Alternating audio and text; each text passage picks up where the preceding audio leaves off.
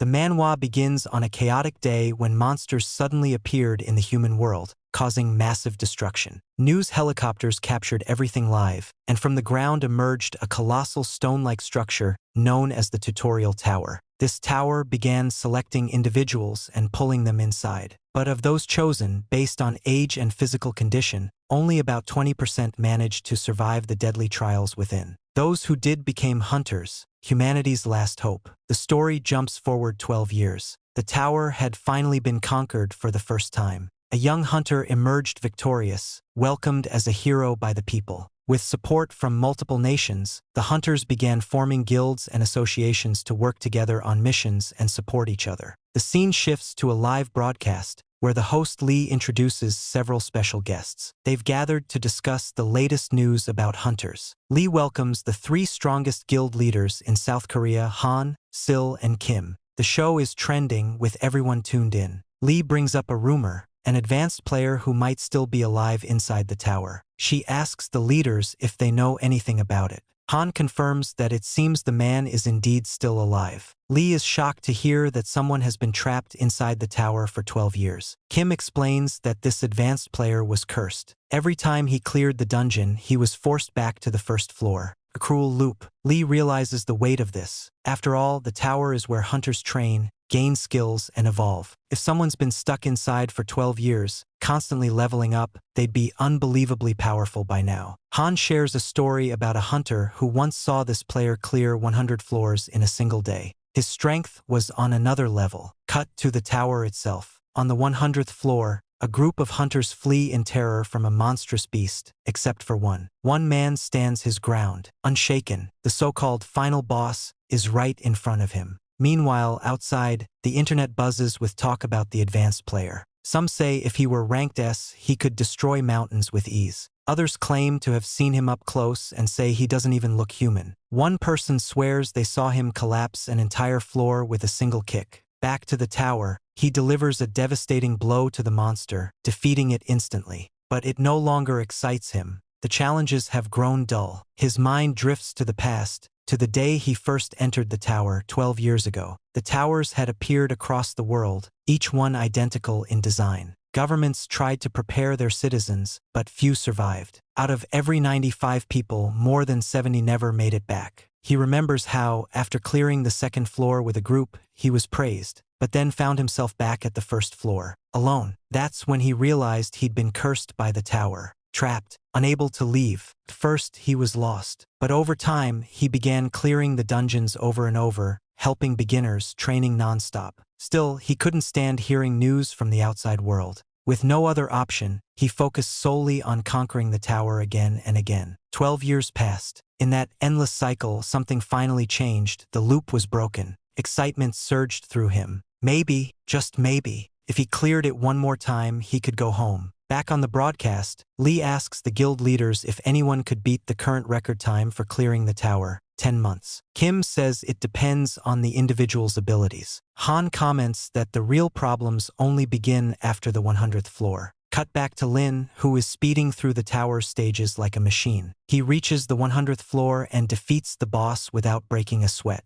Outside the tower, all that can be seen is a massive open space and a lone observation post. The portal opens, and a man steps forward with a team ready to log survivors. But only one person appears. It's a boy. He walks out with a beaming smile, ignoring everyone around him. The man approaches to congratulate him, but the boy, Rai, doesn't even acknowledge him at first. He's overwhelmed with joy. After 12 long years, he's finally free. The man began scanning the records. When he saw Rai's name at the top of the list, he froze. It was him, the advanced player. His identity was officially confirmed. Rai was indeed the living legend of the tower. 1 week later, a massive crowd gathered as a reporter announced the first official ranking evaluation for the 10th generation of hunters. This particular test was monumental. It followed the breaking of a new world record, surpassing the old one by just 2 weeks. The news also revealed that the advanced player would participate, watching the exam directly from the tutorial tower's VIP room. Han, Sil, and Kim were already there, waiting. They exchanged thoughts, wondering if Rai would actually show up. Kim was confident. There was only one advanced player they all knew, and it had to be him. Everyone knew that while inside the tower, a hunter's appearance didn't change, but Han was still excited to finally see Rai in person. The host announced that the exam would begin in 5 minutes and told the participants to prepare. Everyone got ready, except for one guy, Zulin, who was casually eating and only asked about the gear requirements after finishing his meal. Then, the massive gate opened, revealing the evaluation maze at the heart of the tutorial center. David welcomed everyone, introduced himself, and explained how the test would work. He emphasized that it wasn't meant to be too difficult. It was designed to give newcomers real-world experience and assess their individual abilities. Once he activated the mechanism, the artificial maze shifted into place, filled with a variety of obstacles. Hunters were instructed to use their skills, and the test officially began. The rookies dashed into the maze, and David observed how organized they were, noting that the beginning of any mission was always the most crucial. Just then, Rai approached him and asked if it mattered which route he used to reach the exit. David was caught off guard. This guy seemed like just another rookie, especially with no equipment and a casual attitude that suggested he didn't take the exam seriously. A bit confused, he waved it off. Rai brushed off the formalities and said that all the grand intros were for someone else. Then, out of nowhere, Lin made a bold announcement. He bet 1 million that he could reach the exit in under 20 seconds and asked if David was afraid. David upped the stakes to 10 million, and Lin accepted instantly. That was no small wager. A hunter's daily pay averaged 10,000 mayam, making this bet astronomically high. Without hesitation, Lin charged the wall and punched it with everything he had. The entire arena stared in disbelief. Even Han was speechless. Lin broke through the wall with a ridiculous punch and emerged from the other side, at the maze's exit. He declared he had created a new route. The spectators were stunned. Han muttered that Rai had acted recklessly, while Lin casually wondered if the center would charge him for destroying part of the structure. The next day, during a live broadcast from Hunter magazine, an interviewer asked if they had received the list of names from the grade evaluation and if they were excited for this month's issue. The buzz, of course, revolved around the advanced player. The guest revealed that the identity of the advanced player was being kept secret, but asked if there were any other standout names. The interviewer mentioned that Kang was a strong candidate for the next rising star. The scene shifted to Kang, preparing to face the boss of the 10th floor. He remembered Rai, annoyingly effective, slaying monsters effortlessly, and always stealing the spotlight. Now it was his turn to shine. During his evaluation, however, the test was suddenly interrupted by an explosion that destroyed one of the walls, forcing the participants to retreat to a rest area until new instructions were given. In the observation area, everyone was in shock. They spotted Rai in the waiting room, casually lounging in slippers, already becoming a rising star. Meanwhile, Rai stayed relaxed, unfazed by all the chatter. Everyone was convinced he'd caused the explosion. Still, Kang believed he had the upper hand in experience and skill, even if Rai was the advanced player. Kang proceeded to his monster wave test and performed impressively, eliminating the creatures in record time and earning praise for his execution. He even beat the highest score so far. Then it was Rai's turn. Though clearly tired, he prepared for the same challenge. Everyone leaned in, eager to see if he was really the advanced player. Han waited in anticipation, curious how much Rai's combat style had evolved over the years. Rai had only 20 seconds to complete the wave. As the countdown hit 0, the monsters emerged. Without hesitation, he launched a brutal kick at the first one, revealing the absurd level of power he possessed. The staff overseeing the evaluation were stunned. Rai moved so fast the cameras could barely keep up. Han noticed something even more shocking. Rai wasn't using any magic at all. It was pure brute force. He crushed every monster with his fists alone. When the 120 seconds were up, the results were revealed. Rai had defeated 248 monsters. The live stream exploded with comments praising his insane performance. Meanwhile, Kang was fuming. After all the training and effort he had put in, seeing Rai effortlessly outshine him was unbearable. In a fit of rage, he smashed his phone against the wall. After the test, Alice approached Rai with a list of guilds practically begging to meet him. She congratulated him for surviving and returning after 12 years, reminding him that the world had changed a lot. With the new dangers came bigger rewards. Guilds were now recruiting strong hunters to form elite teams, take on deadly dungeons, and rake in massive prizes. As Rai looked over the list, his stomach growled. Alice noticed the hesitation in his eyes and asked what was on his mind. Rai replied that, as the head of the intelligence division, she should know everything already. Alice admitted she had personal reasons for being there and wanted to talk to the advanced player directly. She handed him a file, an official contract from the Red Guild, outlining membership terms and responsibilities. She pointed out the section on the signing bonus. When he saw the number, he froze. Alice smiled and asked what it felt like to hold a contract worth 10 billion won. Rai couldn't even process it. Still stunned, he asked how the value of money had dropped so drastically. Was the country facing Zimbabwe-level hyperinflation? Alice explained that while the appearance of monsters had weakened the currency, there hadn't been a full financial collapse. The real change was in real estate.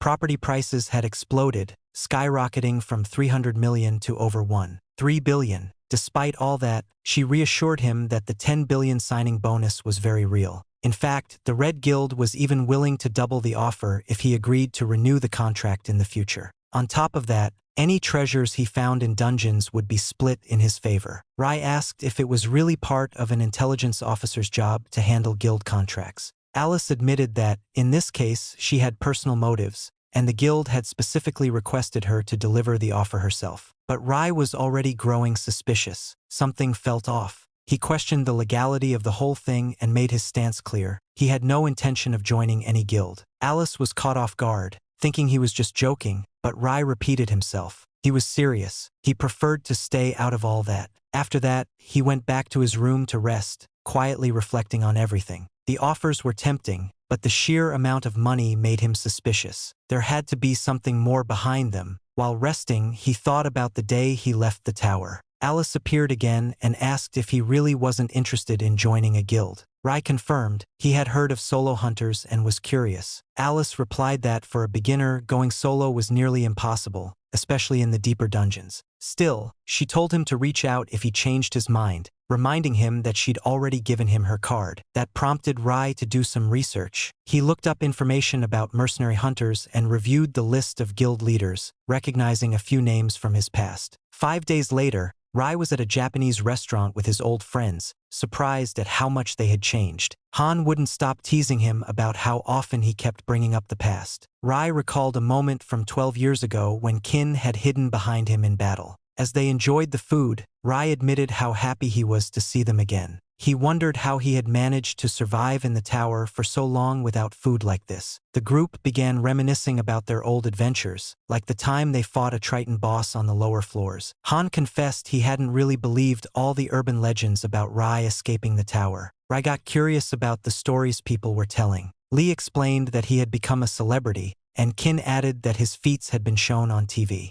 They laughed, recalling the time Rai had beaten a boss by doing a strange little dance. They asked what he had been up to all this time. Rai explained that the dance was just an experiment, a way to test new strategies and maybe, just maybe, find a way out of the tower. After seeing his performance during the evaluation, Han finally understood just how powerful Rai had become. All those wild stories, they had to be true. Lin, clearly enjoying himself, joked that Han should get trapped in the tower too, just to see how things really worked. He promised they'd explore every possibility together. Then, he recalled a time he once helped a hunter from a much older generation, someone he didn't even know back then. The kid had been completely obsessed with martial arts, so Lin had taught him everything he knew. Han grew curious and asked which martial art it was, and Rai explained that he had once believed he could escape the tower using that method. He described how he'd trained with the boy and then shifted the conversation to ask what had changed in the world during the 12 years he had been gone. After catching up with friends, Rai returned to his room to rest and noticed something odd. No messages. What really caught his attention, though, was the system screen showing his age as 24 instead of 36. Determined to improve his life outside the tower, he started thinking about earning money and living comfortably. That's when he realized the infinite loop option had vanished. Now, to meet the minimum requirements, he had to defeat 3 dungeon bosses. Just then, a knock came at the door. A guard announced that representatives from the Ares Guild were there to discuss a contract. Rai replied bluntly he wasn't interested. The guard insisted, suggesting he at least meet them in person. Rai figured they wouldn't stop until he gave a straight answer. He was told they were waiting in a room on the first floor. When Rai got there and rejected the offer outright, he saw that the one leading the meeting was none other than Kung, the Ares Guild manager. Kung questioned whether Rai truly believed he could evolve into a real hunter without joining them and attempted to intimidate him. Rai responded with sarcasm and zero patience, pushing Kang further into anger. A second man stepped in, trying to ease the tension, telling Rai not to act like an idiot, especially since he clearly didn't understand who the Ares Guild was. But Rai fired back without hesitation, calling Ares a rotten organization. He remembered a conversation with his friends, where he'd learned that the Ares Guild controlled 66% of all dungeons in the country. Qin had mentioned that the Aran dungeons were excellent for farming, while Drans were more for beginners. Li added that Ares was financially powerful, filled with resources. People had two options: either pay absurd entrance fees or join Ares and be forced to accept their conditions. As Rai exposed all of this, Kang, visibly losing it, slammed the table and shattered it. The other man warned Rai not to think he could just walk away from this. The guild had agents everywhere, and he should be careful. Kang told Rai he didn't understand how serious the situation was, and asked how he thought he could stand against a top-ranked hunter like him. Rai, unfazed, slipped off his sandal and told Kang to go ahead and try. Enraged, Kang lunged at him, only to be smacked in the face with a sandal so hard he flew into the wall. Stunned, Kang couldn't process what just happened. He had seen Rai during the monster wave evaluation and still couldn't wrap his head around how someone with no magic could be this strong. Rai walked toward him, face filled with disdain for anyone who relied on threats to get their way. Before Kang could recover, he got hit again. The fear in his eyes said it all.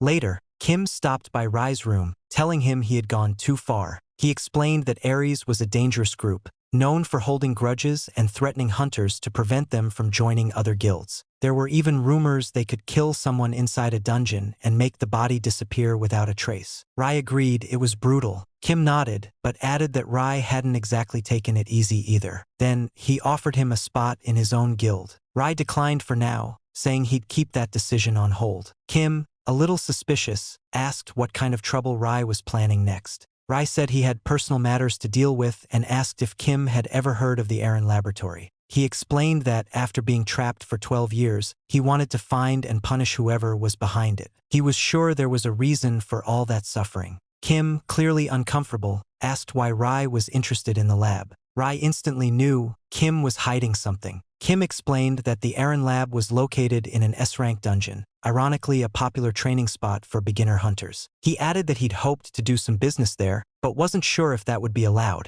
since the Ares Guild had exclusive rights to all dungeons, including that one. Rai was stunned. He asked if there was no government regulation to stop that kind of monopoly. Kim explained that there was no government oversight when it came to hunters. None at all. They had no voting rights, and only a small minority ever qualified to become hunters in the first place. Han compared the situation to legalized murder. Kim clarified that due to the dangers inside dungeons, most deaths were simply labeled as accidents by the police. Meanwhile, the Ares Guild handled everything behind the scenes, charging high fees to keep outsiders out. Rai decided he would. Kim explained that there was no government oversight when it came to hunters. None at all. They had no voting rights, and only a small minority ever qualified to become hunters in the first place. Han compared the situation to legalized murder. Kim clarified that due to the dangers inside dungeons, most deaths were simply labeled as accidents by the police. Meanwhile, the Ares Guild handled everything behind the scenes, charging high fees to keep outsiders out. Rai decided he would sneak into the dungeon himself, but Kim warned him that it was always heavily guarded. Lin, on the other hand, was all for walking straight through the front door. Kim cautioned that doing so would make Rai an enemy of the Ares Guild. He added that Ares was expanding aggressively. The scene shifted to the Ares Guild headquarters. A man asked for an update, and his team informed him that the expansion into China would take 5 months, 8 months for Russia, and 7 for Japan. Hull nodded, pleased, stressing the importance of staying one step ahead of the competition. He compared it to collecting monster skills, not about being faster than the dungeon boss, but faster than the hunter beside you. He instructed his team to keep their eyes on everything. Moments later, someone handed him a report analyzing Kim's projected stats, just as he had requested. Hull reviewed the report and asked if the data was reliable. Bayan confirmed it was. Then Hull asked if they had already recruited the boy. Bayan replied that Kang had approached him, but the kid declined. Hull admitted that recruiting him would be profitable but risky. A dissatisfied recruit might end up aiming for Hull's own position. It was a poisoned apple, shiny on the outside, but filled with trouble underneath. After Bayan left the room, a young man entered with a complaint regarding the Aran laboratory. The scene cut to Mount Sherbwa in Wibu. A young woman was being blocked at the dungeon gate unless she purchased an entry pass. She argued, saying there was nowhere else to hunt. One guard sarcastically suggested she try the maze and deal with low-level monsters. Another warned that she could easily die there. The first guard mocked her for having no money or skills, still looking for an easy path. Despite that, the girl insisted. The guard said he couldn't break the rules, but if she were a little nicer, maybe they could work something out. He asked for her contact info and hinted that he might let her in later. Just then, Rai appeared, dressed casually. The guard immediately told him to leave. This wasn't a place for sightseeing. Rai calmly replied that he had business in the dungeon. The guard scoffed, telling him this was a serious place full of monsters. Rai pointed out that that was exactly why he was there, and questioned the guy's intelligence. The guard looked Rai up and down, judged him by appearance, and asked who he thought he was. Without a word, Rai took off his sandal and warned the man not to underestimate him. The guy crossed the line, and Rai smacked him so hard with the sandal he hit the ground instantly. Then, Rai looked at the second man and told him to hand over his shoes, warning him the same thing would happen if he didn't. Terrified, the man obeyed. Strangely, the shoes felt as heavy as iron in his hands, but once he wore them, they were incredibly light. In a panic, the man explained the shoes were worth 5 million won. Rai casually handed him the sandals in exchange and walked into the dungeon. The girl followed quietly behind. Elsewhere, the scene returned to Kim and Lee, who was furious after learning Kim had let Rai leave. She demanded to know how he could just allow that and what he planned to do now. Kim joked, asking if she was Rai's girlfriend. Lee didn't bite and told him to focus. She reminded him that he knew exactly how dangerous the Ares Guild could be. Kim said he had warned Rai, but the guy wouldn't listen. Then he asked if Lee really thought anyone could stop Rai. She didn't answer directly, but instead asked if this meant Rai was now an enemy of Ares. Kim confirmed it. At least from Rai's perspective, he believed the hunter wouldn't cause problems unless someone got in his way. That's when the real Rai would show himself. Kim then told Lee about the conversation he had with Rai, surprising her with all that had been revealed. Back in the dungeon, the boss monster stood around, annoyed. The group of thugs he had ordered had suddenly vanished. Nearby, a group of 3 hunters was hidden, waiting for the right moment to strike. But Rai showed up first, walking straight toward the back. In the present, the Marine-ranked dungeon boss was deciding where to begin his twisted experiment. He even offered Rai the option to choose the starting point, but Rai shut him down immediately. Without a word, he slapped the monster with his sandal so hard that it was obliterated in one hit. The 3 nearby hunters, who had been observing from the shadows, were stunned.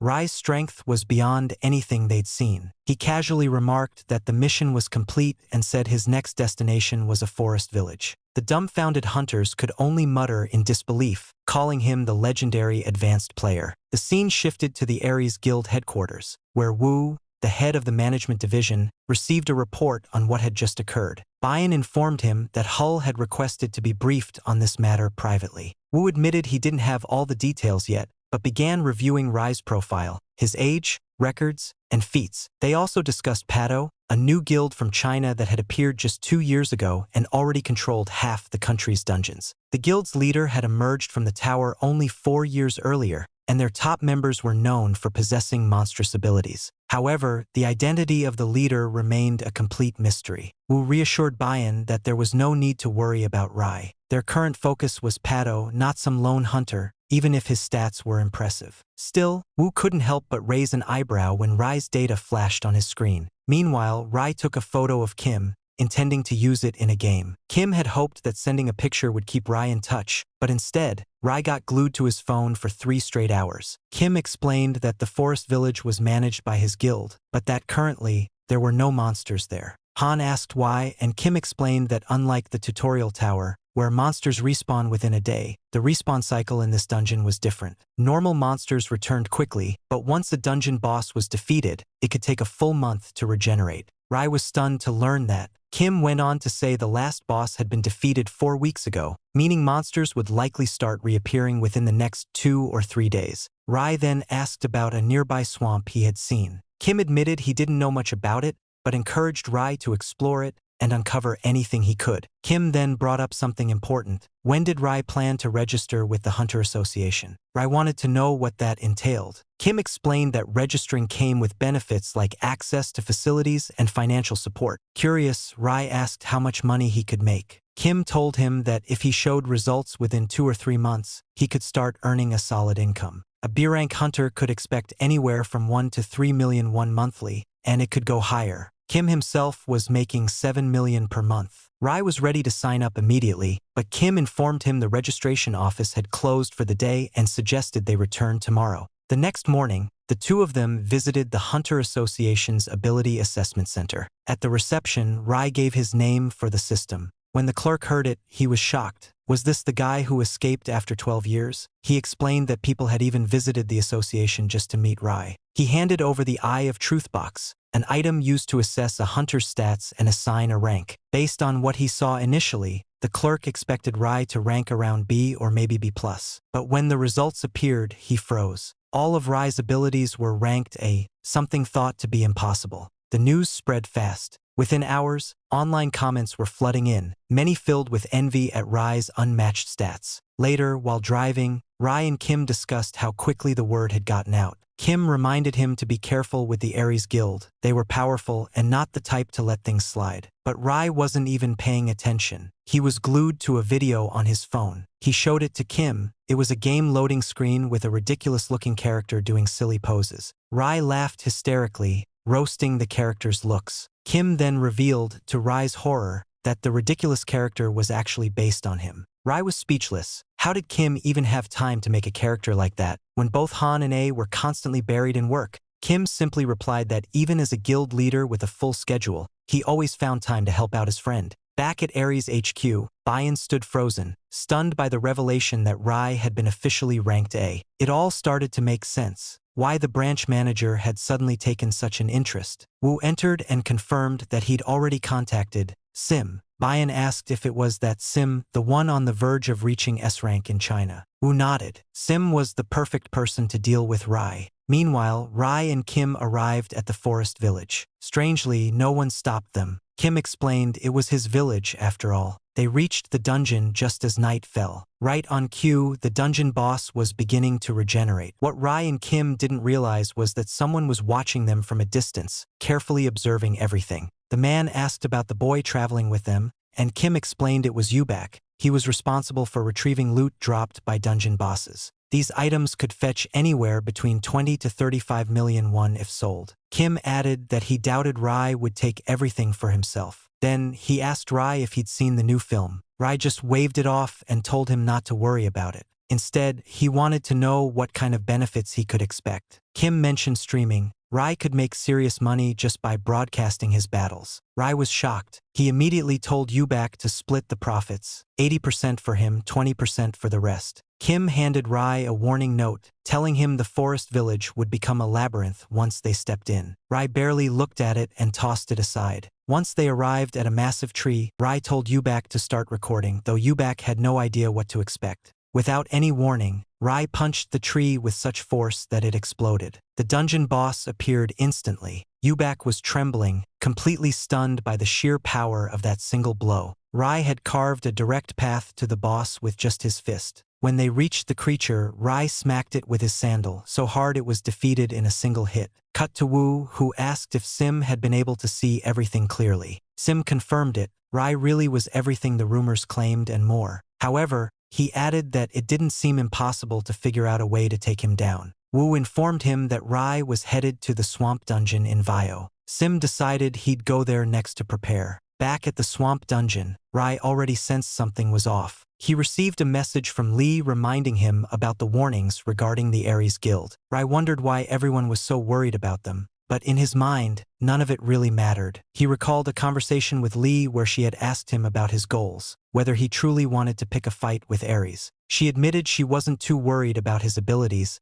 and had seen the footage of his last fight. Still, she advised him to avoid Ares members and leave the dungeon as soon as possible. She even gave him a breakdown of the dungeon layout. Of course, Rai didn't pay much attention. Almost immediately, he ran into a hostile guy who got irritated just by Rai's presence. Rai sighed. These types were always the same. Tough at first, But once beaten, all they did was scream the guild's name while trembling in fear. As expected, the guy rushed at Rai and was taken out instantly. Rai continued into the dungeon and encountered the boss, a giant crocodile. He remembered Li's warning that the creature could be sold for a hefty price. Without hesitation, Rai landed a powerful strike. The monster tried to flee, but Rai grabbed its tail, spun it in the air, and slammed it into a boulder. Even then, the crocodile got up and lunged again. Meanwhile, Sim was nearby, watching everything unfold. Rai prepared to finish the fight, but suddenly his legs were bound by chains. He barely dodged the crocodile's next attack and sent it crashing into the water. Confused, he wondered where the chains had come from. That's when Sim stepped out,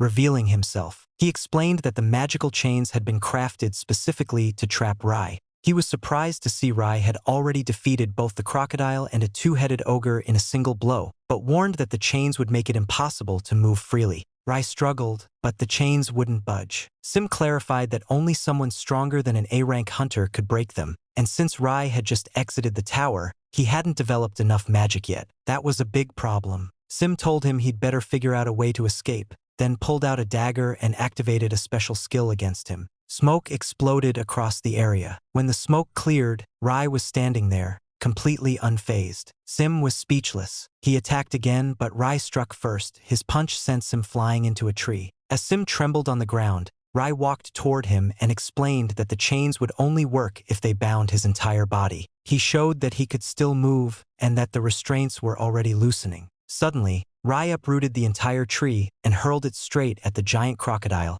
crushing both the boss and Sim in one move. At that moment, Rai's system interface popped up. His stats were updated. News of Sim's death reached Wu quickly. He was shaken. The girl reporting the incident explained that the tree Sim had been pinned to had already been swallowed by the swamp, so they couldn't confirm with certainty that he was dead, but all signs pointed to it. Wu was visibly distressed. Even a hunter with 2 S-rank attributes had fallen. If not even Sim could stop Rai, then who could? Meanwhile, Rai was sprawled out on a couch when a system notification appeared. He had just fulfilled the minimum requirements. The timer ticked down, 2 minutes and 34 seconds remaining. Then, a mysterious system invitation arrived. Rai raised an eyebrow, wondering if this invitation might finally lead him to a clue, something connected to the tower. Rai soon discovered that the mysterious invitation would only activate at midnight. Right around then, Kim showed up and casually asked if Rai had eaten dinner yet. Rai told him to stick around a little longer. Then he tried out his new ability to view Kim's status, but all the numbers were hidden, which left Rai deeply unsettled. At the stroke of midnight, Rai was suddenly transported to a completely different place. There, he met a woman who introduced herself as his assistant, V. She explained that as long as he stayed alive, they would continue to meet regularly. Rai immediately asked for answers, especially about his 12 years trapped inside the tower. He wanted an explanation. V asked him what kind of explanation he was looking for. Frustrated, Rai snapped, demanding to know why she'd summoned him if she wasn't going to answer anything. She calmly replied that she could only respond to very specific, direct questions. So Rai got straight to the point. Who had locked him inside the tutorial tower? V said she couldn't reveal that information. His status scanning level was too low. Rai began to realize that maybe if he could raise that ability, he could finally uncover the truth. But V remained silent. She repeated over and over, "Your level is too low." More and more frustrated, Rai asked what the point of this meeting was if she couldn't tell him anything. That's when V explained that the Guardians were the protectors of this realm, and more information would be available to him later. For now, Rai was just a temporary guardian. Real answers would only come once he became an official one. Rai asked how to do that. V told him that in 5 days, a rift would appear near his home. At the bottom of it, he would find a key, an item that would boost his scanning ability. Once he retrieved the key, he would officially become a guardian. Determined, Rai decided he would do whatever it took to find that key. The next day, Rai was having lunch with his 3 friends and mentioned the rift. Kim immediately sensed something was up and asked why Rai was suddenly interested in it. Expecting trouble, as always, the scene shifted to Hull speaking with Wu. Hull claimed none of this was his fault. Rai was simply too powerful. He advised Wu to find a way to recruit Rai and promised heavy funding to make it happen. He also instructed Wu to keep a close eye on the Pado Guild, as their members had started disappearing, reportedly taken out by masked forces. Hull was beginning to feel that everything was slipping from his control. Back to Rai, Han handed him a ring worth 2 billion won, found inside a labyrinth. Rai discussed the difference between dungeons and labyrinths. While dungeons focused on magical resources and material drops, labyrinths were filled with incredibly powerful artifacts. Kim added that dungeons were great for farming rare threads and monster cores, while labyrinth treasures held absurd levels of power. Han chimed in to explain that the ring was enchanted with high-end attribute bonuses. Rai used his skill to analyze the item. For now, it wouldn't be that useful, but he was curious. He returned the ring to Han and said he might explore that labyrinth himself soon. Then Rai did something unexpected. He ordered everything on the menu, stunning his 3 friends. Han just laughed and told him to eat all he wanted. The topic shifted again. Rai asked about the rift. The group explained that a rift was like a massive tear in the ground where monsters poured out nonstop.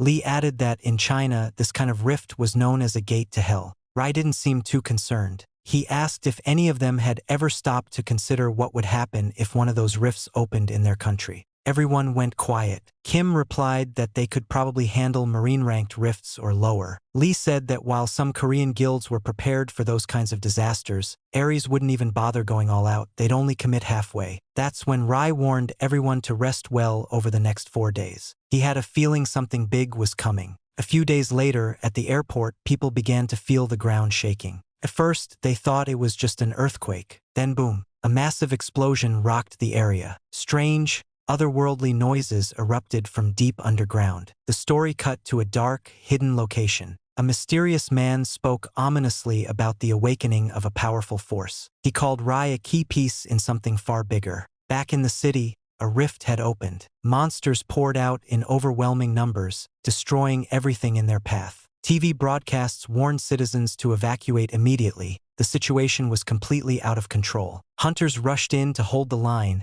but fear spread quickly. One young hunter was nearly killed, only to be saved by his superior, who jumped in front of the attack. It became painfully clear they needed urgent reinforcements. Despite all the hunters' efforts, the monsters just kept coming. Then, out of nowhere, a massive skeletal creature appeared, sending a wave of fear through everyone on the battlefield. In the middle of the chaos, a young boy was struck by the beast and thrown violently against a car. The creature moved in slowly, clearly intent on finishing him off. That's when Rai appeared out of nowhere, landing a devastating blow that completely shattered the creature's skull in one hit. Everyone around froze, staring in disbelief. Was this really the legendary advanced player? Rai didn't have time for questions. He knew the clock was ticking. He had to find the key fast. He looked around at the other hunters who were just standing there and called them out directly. "Why are you standing around when the monsters are still coming?" Snapped back into focus, the others returned to the fight. Rai muttered under his breath about how disgusting the whole situation was. He could feel more monsters approaching and knew he had to help hold them off first. Thinking fast, Rai grabbed the corpse of the giant skeleton and used it like a weapon, hurling it into the crowd of monsters and crushing a massive group all at once. The commander of the defense squad finally felt a wave of relief. With someone like Rai here, despite all the hunters' efforts, the monsters just kept coming. Then, out of nowhere, a massive skeletal creature appeared, sending a wave of fear through everyone on the battlefield. In the middle of the chaos, a young boy was struck by the beast and thrown violently against a car. The creature moved in slowly, clearly intent on finishing him off. That's when Rai appeared out of nowhere, landing a devastating blow that completely shattered the creature's skull in one hit. Everyone around froze, staring in disbelief. Was this really the legendary advanced player? Rai didn't have time for questions. He knew the clock was ticking. He had to find the key fast. He looked around at the other hunters who were just standing there and called them out directly. "Why are you standing around when the monsters are still coming?" Snapped back into focus, the others returned to the fight. Rai muttered under his breath about how disgusting the whole situation was. He could feel more monsters approaching and knew he had to help hold them off first. Thinking fast, Rai grabbed the corpse of the giant skeleton and used it like a weapon, hurling it into the crowd of monsters and crushing a massive group all at once. The commander of the defense squad finally felt a wave of relief. With someone like Rai here, they just might survive long enough for reinforcements. He ordered everyone to stay near Rai, but Rai waved them off. He needed to press forward, and they had to keep the front line secure. Even though the hunters were exhausted, they gritted their teeth and pushed back harder. Then, just in time, Kim arrived with his guild, saving the commander from a deadly blow. Next, a bolt of lightning struck a monster, Lee's guild had joined the fray. And finally, Han and his crew showed up, boosting morale. With all three elite guilds on the field, the tide quickly turned. They pushed the monsters back with ease. Rai assessed the battlefield. Everything was under control now. It was his chance to head for the center of the rift. He spotted an unexpected path downward. Grabbing a car, he ripped the doors off and used them as makeshift shields to force his way through the horde. Once below, surrounded by piles of monster corpses, he sensed he was close to the key. That's when a new enemy emerged, the Crimson Demon. It was clear this monster wanted a fight. Rai didn't hesitate. He launched two fast attacks. But the Crimson Demon dodged with ease and countered, forcing Rai to fall back. The monster didn't let up. It went in aggressively. Rai narrowly dodged again, managing to land a kick that knocked the creature down. But it quickly stood back up, whispering something to an unseen presence. Words Rai couldn't understand. He didn't wait. Rai rushed in again, but this time the demon grabbed his arm. Rai noticed strange glowing crystals in its palm, and with them, the demon blasted him across the room. Lying there, Rai realized this enemy was far stronger than anything he'd fought in the tower. He thought back to a martial arts technique he'd abandoned long ago. He remembered the brutal training, the spiritual trials. Inside the tower, martial artists often reached enlightenment by pushing past their physical and mental limits. Back then, Rai had tried copying others, but eventually he forged his own path. It didn't always work, but with determination, he learned to overcome even impossible odds. Shaking off the nostalgia, he snapped back to reality. He focused, channeled everything into a single perfect strike, and delivered a devastating punch right into the Crimson Demon's core. Satisfied that no one had seen his special move, he smiled quietly to himself and claimed the key he had come for. But things weren't going smoothly for everyone. The Pado Guild had faced resistance from local guilds during their dungeon expansion campaign. Worse, one of their own high-ranking members had been kidnapped by the Ares Guild. The woman in charge scoffed at the situation, calling it pathetic. If the guy couldn't even escape on his own, he didn't deserve his title. She immediately ordered a counterattack, declaring it disgraceful to lose control over dungeons on their own turf. She promised to take matters into her own hands. Back with Rai and his friends, Lee asked if he had any idea how famous he had become. Kim cut in, this wasn't a joke anymore. Even tabloids had been talking non-stop about Rai for the past 12 hours. Lee added that Rai had caused even more of a scene by leaving the ceremony early, and worse, he did it in a hoodie and flip-flops. Kim agreed. That outfit only made him more of a spectacle. Rai casually told them he needed to head out for a bit. He had a meeting. Everyone was stunned. Rai, with social connections? With fans? They couldn't believe it. Still, they started worrying out loud. Taking on the Ares Guild while the media had eyes all over him? It was a bold, possibly reckless move. They all wondered what his next step would be. Han tried to reassure them. Don't worry, he said. I doubt Rai will get himself into serious trouble. Meanwhile, Rai met up with his assistant and asked if his status scan level had improved. She confirmed it had risen from the absolute lowest to just low. Rai groaned. What kind of improvement was that? V explained that while he still couldn't access too much new information, he was now recognized as an official guardian. That opened up new duties. Confused, Rai asked what those duties were. V explained that he was now responsible for stopping climbers from ascending the tower. Rai blinked. He was still trying to figure out who locked him in there for 12 years. And now this, she explained that the tower had 12 layers and Earth was the 9th. If Rai failed to stop the climbers from reaching higher levels, the entire 9th layer, Earth itself, would be destroyed. That would include Rai. Rai was frustrated and demanded clearer answers, but V could only apologize and beg him not to be angry. She explained that he'd earn rewards based on the number of climbers he defeated. The more he took down, the more power and status he'd gain. He asked her point blank, "What level do I need to reach to learn who trapped me in the tower?" She answered that he'd need a high scan level. Defeating climbers would raise that. Defeating 5 of them, especially high-ranked ones, might be enough. Rai asked about the red-horned goblins he'd seen before. V guessed they were likely low-tier climbers. After the meeting, Rai went home and sat alone,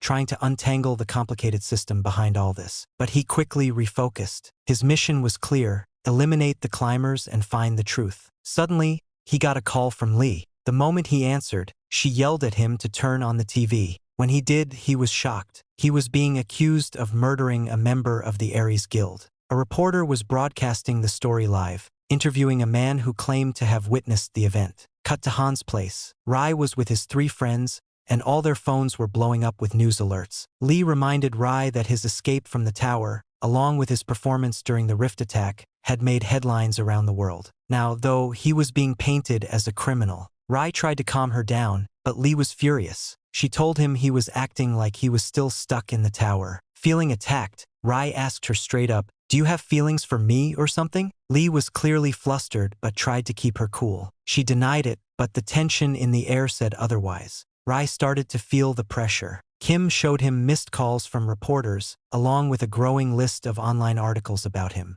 Some were flattering, but many were deeply negative. Han suggested they all turn off their phones to reduce stress. Rai asked when the press conference would begin. Han said it was scheduled in 30 minutes. Reporters had already been invited. Lee was surprised they'd moved that fast. They all looked to Rai. Did he have a plan for what to say? Was he going to make a bold declaration? Maybe even declare war on Ares? Disappointed, Rai asked, "Is that really how you all see me?" Meanwhile, over at the Ares Guild, Hull was being updated on the situation. Wu asked how people were reacting. His informant replied that Rai was scheduled for a press conference at 2 p.m., and most experts believed he wouldn't get out of this unscathed. He added that whoever struck first would have the upper hand, and that it was too late for peace now. Hull agreed, saying he'd stay one step ahead of Rai and that the fame Rai had built up could soon turn against him. Wu confirmed the press conference would be streamed live, and agents had already been sent to cover it. During the press conference, reporters bombarded Rai with questions.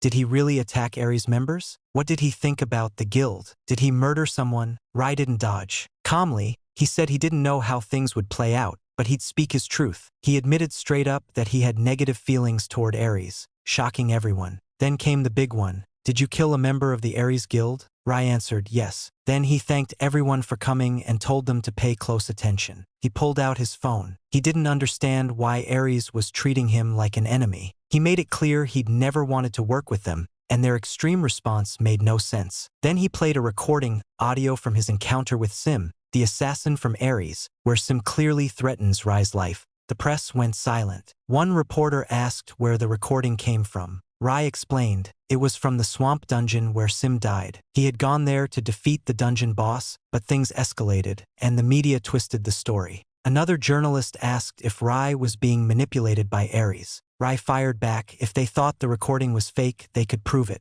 He had already thought this through. He even offered to hand over the original phone, which belonged to Sim himself, to the police or a private security company to validate the data. He emphasized the point, he didn't start the fight. Sim was sent by Ares to kill him. He defended himself. The swamp incident got out of control when a monster showed up, and Sim was killed by that monster. He wrapped up the press conference, reminding everyone, he knew exactly what kind of organization Ares was. He just didn't expect this much drama. As soon as Rai left, the news spread fast. Online chatter exploded. Was Rai telling the truth all along? Was Ares actually in the wrong? Back at the Ares HQ, Hull was furious. He ranted about how the press would jump at any opportunity to attack them. Red with rage, he vowed that Rai wouldn't get away with this. Later, Rai had dinner with his friends. Kim asked about the recording, and Han and Lee were curious too. Rai explained he expected people to doubt him, but the timestamp on the audio would confirm everything. Everyone was surprised when he revealed he recorded it himself,